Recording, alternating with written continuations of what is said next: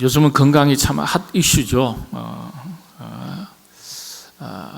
건강을 위해서 얼마나 많은 에너지를 쏟고 관심을 가지고 또 물질을 들이는지 모릅니다. 약도 드시고요, 운동도 하시고요. 요즘 건강을 위해서 살을 빼시려고 애쓰시고 노력하시는 분들 많이 계시죠. 살이 찌는 것보다는 빠지는 것을 선호하는 시대입니다. 근데 가만히 생각해 보면은 드시고 싶은 거 다 드시면서 살은 또 빼야 돼요. 어떻게 먹고 찌운 살인데 그걸 빼요? 처음부터 드시지 마시지. 먹고 싶은 건 잘 드시고 또 빼고 싶은 건 빼야 되겠어요. 왜 그렇죠? 건강을 위해서. 건강을 위해서 살을 빼야 되겠는데 어떻게 하셔야 되죠? 운동하시면 돼요. 어려운 것 아니에요. 예, 운동해도 목사님 잘 안 돼요. 그러면 더 노력하셔야 돼요. 예, 더 노력하셔야 돼요.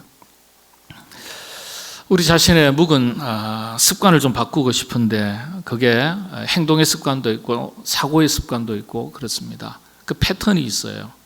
늘 부정적인 생각을 하는 사람은 그 습관이 되면 사고도 패턴이 있어서 늘 부정적인 습관을 해요. 예, 긍정적인 습관을 가지고 있는 사람은 늘 긍정적인 습관을 가지고 살아요. 근데 긍정적인 습관과 우리 육체적인 건강과의 상호관계에 대해서 의학계도 많이 밝혀졌거든요. 굉장히 유익해요. 근데 이런 묵은 습관들을 좀 바꾸고 싶은데 어떻게 해야 되죠? 노력하시면 돼요. 노력하시면. 그런데 노력해도 잘 안 되는 게 있습니다. 힘을 써도 잘 안 되는 게 있어요. 마음대로 잘 안 되는 게 있습니다. 그때 어떻게 해야 될까? 예를 들어서 여러분들 세상에 정말 어려운 일 몇 가지가 있는데 그 중에 1순위, 2순위 보면 2순위가요. 남의 호주머니에 있는 돈을 끄집어내는 게 그렇게 어렵대요. 남의 호주머니에 있는 돈을 꺼내는 거. 돈 쓰게 하는 재주. 그거 그렇게 어렵대요. 그 다음에 제일 어려운 게 뭔지 아세요? 내 생각을 다른 사람의 머릿속에 집어넣는 게 그렇게 어렵대요. 내 생각을 다른 사람의 머릿속에 집어넣는 것. 내 생각대로 뜻대로 사람이 안 바뀐다는 거예요. 다른 사람들이 그렇게 생각 안 한다는 거예요. 내 생각하고 다른 사람의 생각이 다르다는 거예요. 그러니까 다른 사람들의 생각을 바꾼다는 게 얼마나 어려운지 몰라요. 예, 어렵죠. 부모가 자녀를 좀 바꾸고 싶다고 바꾸시나요? 아니요. 남편을 좀 바꾸고 싶은데, 아내를 좀 바꾸고 싶은데 사람을 갈아치우지 않는 한 그 생각, 그 습관, 그 기질 못 바꿔요. 쉽지 않아요. 자기 자신도 못 바꾸는데요.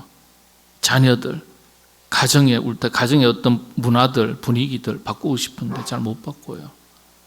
노력하면 되겠죠. 근데 노력해도 잘 안 되는 것들이 있다는 거예요.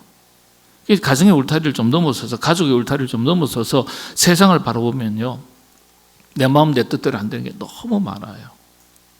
그게 직장 일이든 사업 일이든 뭐 인간관계든 심지어는 교회 일이든 여러 가지 세상 일은 두말할 것 없죠. 이 속에서 내 뜻대로 내 생각대로 안 될 때 여러분 어떻게 하셔야 될까? 이런 문제들을 극복하는 성경적 방식이 무엇일까? 우리가 성경 말씀을 보면서 지혜를 얻는다는 것은, 하나님의 뜻을 찾는다는 것은 바로 이런 부분에 있어서 답을 찾는 거죠. 근세사에 세상을 바꾸는 일에 있어서 용서와 화해, 사랑, 계몽을 통해서 의식의 변화, 계몽이죠. 의식의 변화를 통해서 평화적인 방법으로 바꾸려고 애썼던 사람이 있습니다. 뭐 많죠. 예. 근데 그 중에 두 사람, 근본적인 인간의 사상과 가치 변화를 추구하면서 세상을 변화시키려고 했던 사람들입니다. 대표적인 사람으로 비폭력 평화운동의 상징이죠. 마하트마 간디. 예. 그리고 일본 지난 1000년의 역사 속에 몇 번이나 조사를 했는데 일본에서 일본 1000년의 역사 속에 최고의 인물을 꼽으라고 할 땐 사카모토 료마라는 사람을 꼽습니다. 사카모토 료마. 읽으면요, 정말 이번에 일대기 전기를 읽으면 어떤 부분은 야, 이게 가능할까? 뭐 이런 얘기도 생각도 들고요. 최고의 존경받는 인물로 손꼽힙니다. 사카모토 료마. 그리고 루마니아. 지금은 이제 민주사회가 됐는데 얼마 전까지만 해도 공산주의였죠. 공산주의에서 민주국가로 변화시킨 이 불꽃이 되는 목사님이 있었습니다. 라스줄로 토케스 목사님. 그 심호하던 교회가 티미소아라는 마을의 티미소아라는 100명도 안 되는 조그마한 시골 교회입니다. 거기에서 목회하던 라스줄로 목사님. 이런 분들이요, 아주 평화적인 방법으로 용서와 화해를 주장하고 세상을 바꾸려고 노력했던 인물입니다. 모두 암살당합니다. 비운의 생으로 끝났지만은 이분들의 희생은, 꿈은요, 오늘날 전부 다 실현이 됐습니다. 여러분들 간디 아시다시피 이 간디가 어린 시절 내용을 쭉 보니까 힌두교에서는 힌두교 교도거든요. 힌두교에서는 소고기 먹나요, 안 먹나요? 몰래 먹어요. 몰래 먹을 수 있겠지요. 힌두교에서 그 많은 고기를 몰래 먹기도 하고요. 남의 돈도 훔친 일이 있고요. 근데 어느 날 어떻게 하다 보니까 간디가 아버지가 좀 아셨던 것 같아요. 그래서 글을 써서 자기 자신의 잘못을 글을 써서 아버지께 드렸는데 이제 야단 맞을 각오를 한 거예요. 싫은 소리 한번 들을 각오를 한 거예요. 근데 아버지께서 뜻밖에도 눈물을 흘리면서 간디에게 아무런 책망도 하지 않고 아무런 탓하지도 않고 정죄하지 않고 그냥 편안하게 앞으로 열심히 살거라, 너답게 살아가라, 딱 그렇게 말씀하셨는데 이게 간디 세계의 정신 세계와 영혼의 세계에 큰 변화를 준 거예요. 아버지가 흘린 눈물이라 그랬어요. 아버지가 흘린 눈물, 그걸 잊지 못하는 거예요. 간디에게 자기 자신을 일깨워줬던 사랑의 힘이었다, 이렇게 얘기하는 거예요. 그래서 이 아버지의 사랑이, 눈물과 사랑이 간디의 훗날 비폭력 저항 정신의 바탕이 되었다, 이렇게 자서전에 기록을 했어요. 간디가요 20년 동안 남아프리카에서 그 인도 사람들의 권리를 되찾기 위해서 비폭력 무장 운동으로 막 독립운동을 이끌었어요. 수많은 사람들이, 특히 소금 행진이라는 게 있었는데 소금법에 대해서 반대하는 무장 운동이 있었는데 이것 때문에 간디도 감옥 가고 수많은 사람들이 감옥에 가고 피를 흘리고 고문당하고 죽기도 했습니다. 그럼 마침내 이런 희생이 있었기 때문에 인도가 독립을 하게 된 겁니다. 그러나 나라가 두 쪽으로 좀 나뉘게 됐죠. 그래서 갈라진 나라를 다시금 통일하기 위해서 단식까지 했지만은 간디가 뜻을 이루지는 못했습니다. 한 회교도의 청년의 총에 맞아서 그냥 세상을 떠나게 됐어요. 역시 암살당하는 거죠. 사카모토 료마, 일본의 명치유신을 성공시킨 최고의 인물로 꼽습니다. 최고의 인물. 사카모토 료마를 일본 사람이 모르는 사람 거의 없을 정도예요. 그만큼 존경하는 인물인데 33살 예수님의 나이에 암살당합니다. 참 안타까워요. 라스줄로 토케스 목사님, 그 목회하던 티미소아 교회, 공산주의 루마니아를 민주국가로 바꿨던 불꽃 같은 목사님, 결국 암살당합니다. 암살당해요. 젊은 목사님인데. 이런 이야기를 쭉 한번 생각하시면서 세상을 바꾸려고 했던 사람들, 우리가 그리스도인으로서 어느 방법을 선택해야 될까요? 오늘 우리 사회가 각종 모순과 갈등으로, 분쟁으로 너무 시끄럽죠. 이념 갈등, 진보, 보수, 좌우, 노사, 동서, 남북, 세대 간의 갈등이 참 깊어요. 12개 갈등 분야에서 우리 한국이 7개 분야에서 세계 1위입니다. 세계 1위. 참 비극이죠. 이런 세상을 우리가 보다 더 행복한 세상, 밝은 세상으로 변화시켜 나가야 하겠는데 성경적인 방식이 무엇일까? 예수님께서 더 구체적으로 예수님께서 선택하신 방법이 무엇일까? 우리 자신은 물론이고 나라와 민족, 세상을 변화시켜 나가는 기독교 성경적 방식에 대해서 우리가 한번 살펴볼 필요가 있죠. 먼저 구약의 하나님의 방식을 한번 살펴보겠습니다. 여러분, 대표적인 게 여리고성 이야기죠. 여리고성 이야기. 여호수아 6장 15절에서 16절 말씀을 한번 같이 읽도록 하겠습니다. 한 목소리로 읽겠습니다. 일곱째 날 새벽에 그들이 일찍이 일어나서 전과 같은 방식으로 그 성을 7번 도니 그 성을 7번 돌기는 그날 뿐이었더라.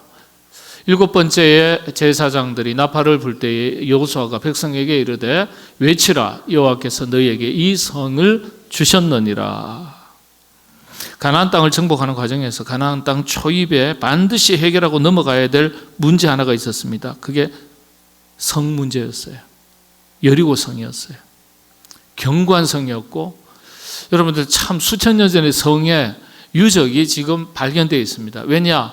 그 기단 아래에 이것이 제리코 여리고 성이라고 이름이 딱 붙어 있어요. 벽돌에.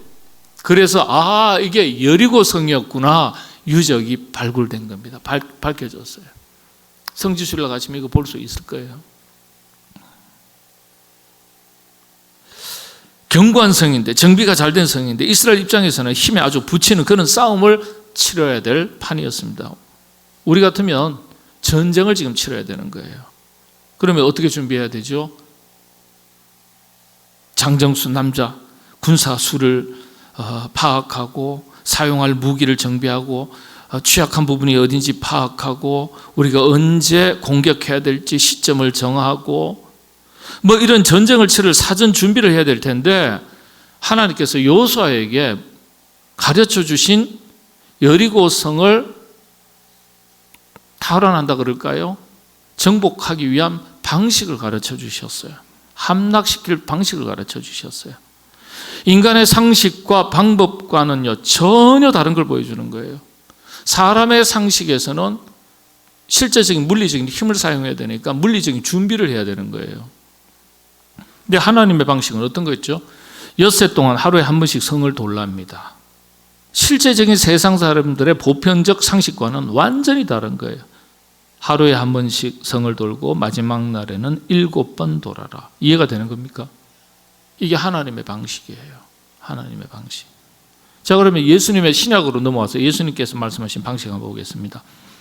칼을 빼들었던 베드로에게 뭐라 그러시죠? 금을 가지는 자는 다 금으로 망한다. 예. 참으라. 이것까지 참으라. 누가복음서에 그렇게 기록되어 있어요. 또 간음한 여인에 대한 예수님의 모습, 사람을 바꾸는 힘을 볼 수 있거든요.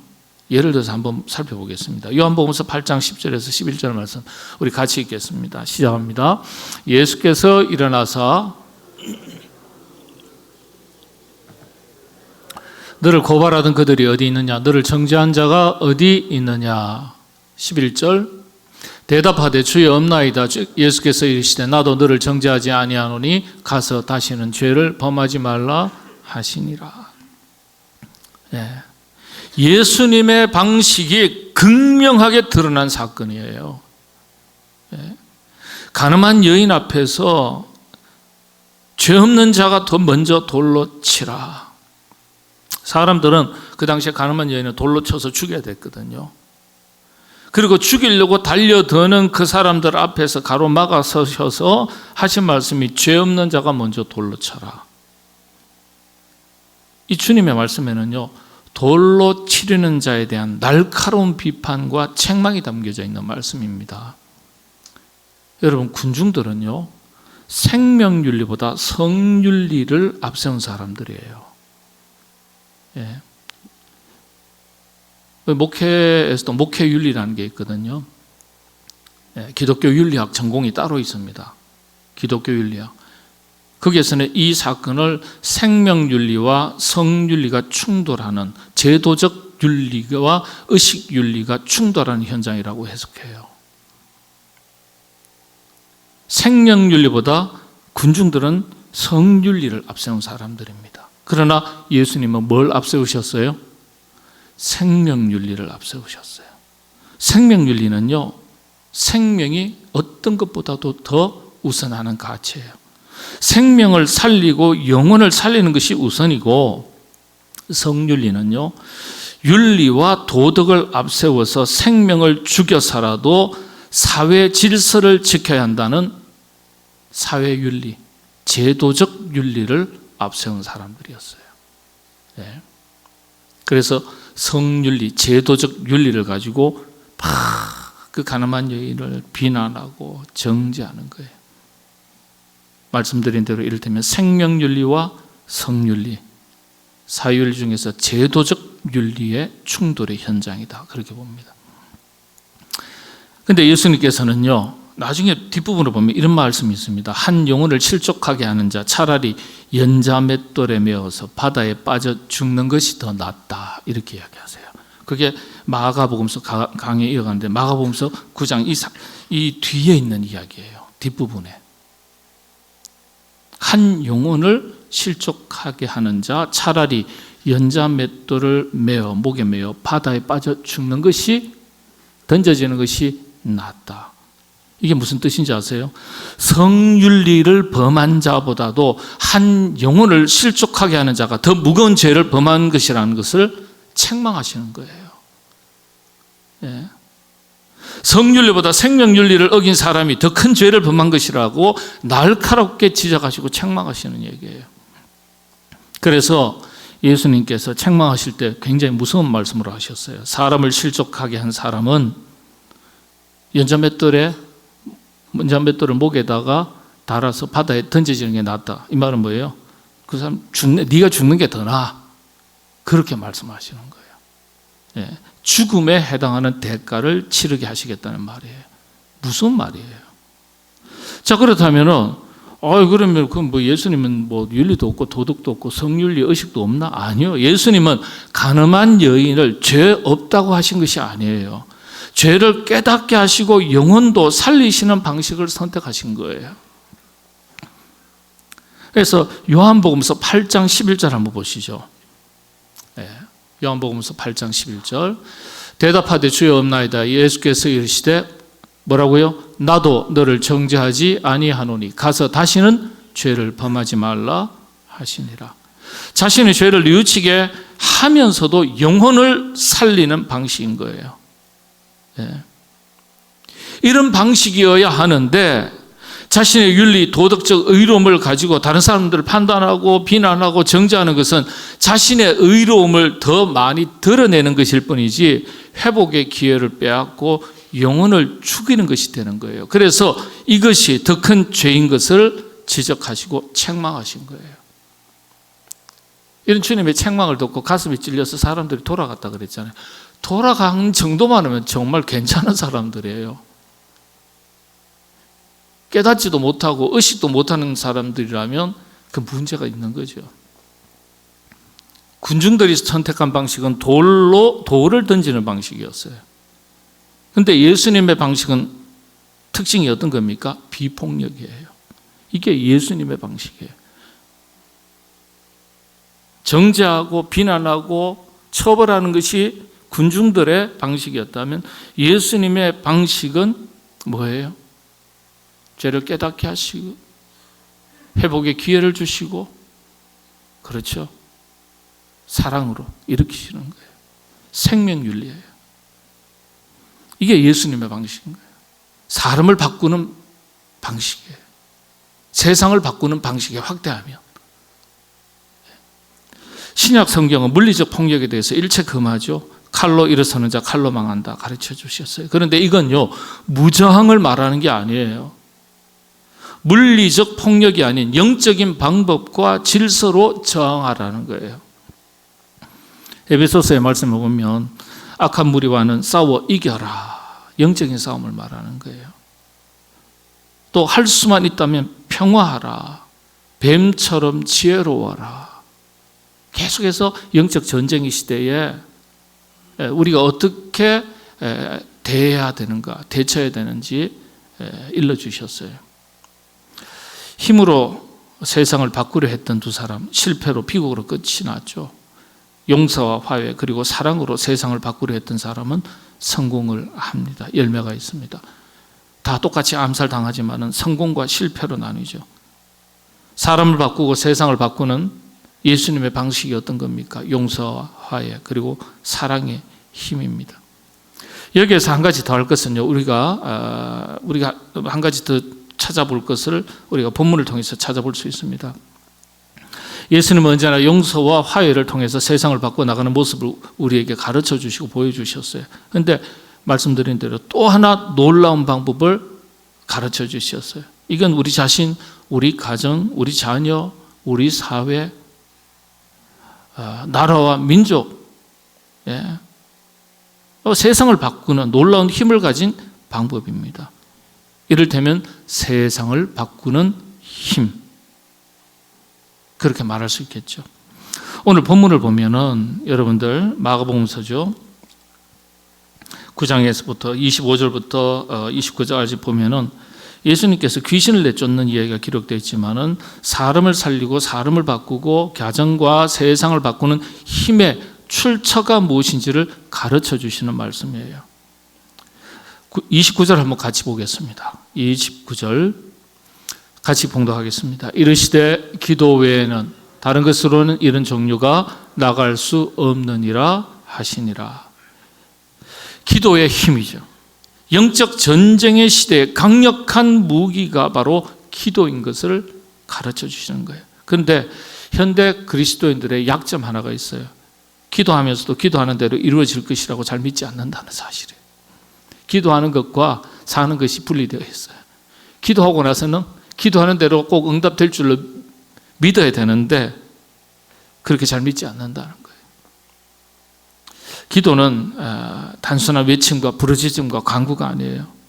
세상을 바꾸는 강력한 영적 무기가 되는 겁니다. 자기 자신을 바꿀 수 있고요. 가정을 변화시키고 가족을 변화시키고 사람을 변화시키는 힘이 있습니다. 그래서 세상이 복잡하면 복잡할수록 우리 그리스도인들은 영적인 방법을 선택하셔야 돼요. 왜냐? 우리가 보는 모든 것은 영적 싸움이기 때문에 영적 전쟁의 시대에 영적인 방법을 선택하셔야 돼요. 그래야 승리하는 겁니다. 세상의 모순에 대해서 그리스도인들은 목소리 높이고 돌을 던져서 바꾸는 것이 아니라 대안을 제시하고 기도함으로써 세상을 지키고 바꿔가야 되는 거예요. 예수님께서 가르쳐 주신 방법으로서 기도로서 그리고 사랑으로서 자신과 가정과 교회와 세상을 바꿀 수 있는 능력 있는 그리스도인으로 살아가야 되죠. 여러분, 살 빼기를 원하시는 분들 노력하세요. 스스로 바꿀 수 있는 부분은 노력해서 바꾸세요. 바꾸세요. 건강을 위해서. 그 외에는요, 안 바뀌어요, 목사님. 기도하세요. 남편이 좀 달라질 줄 아는데 그렇게 기도하는데도 안 돼요. 더 기도하세요. 자녀가 좀 달라지기를 원하시나요? 기도해야죠. 자식한테 막 푸시 많이 하면요, 그 자식이 될 것 같은데 저도 그랬거든요. 아니요, 이게 이제 통제적 기질을 가진 부모의 특징인데 이게 자녀한테 긍정적인 영향을 미치지 못하거든요. 네. 그 자녀를 어떻게 바꿔요? 기도해야죠. 여러분, 자신의 삶이 좀 달라지기를 원하십니까? 기도하시고 노력하세요. 노력하시고 또 기도하시고. 세상이 좀 달라지기를 원하십니까? 기도하셔야 되죠. 곁에 있는 사람이 달라지기를 원하십니까? 기도하셔야 되죠. 기도의 힘을 믿으시기 바랍니다. 기도의 힘을 믿고 응답하실 하나님의 능력을 믿고 기도하시게 되기를 바랍니다. 영적 전쟁의 시대에, 혼란한 시대에 우리 자신을 물론이고 가정 그리고 이 나라와 민족, 우리 사회가 건강하게 잘 지켜지고 세워질 수 있도록 기도의 힘을 믿고 기도하면서 살아가시게 되기를 바랍니다.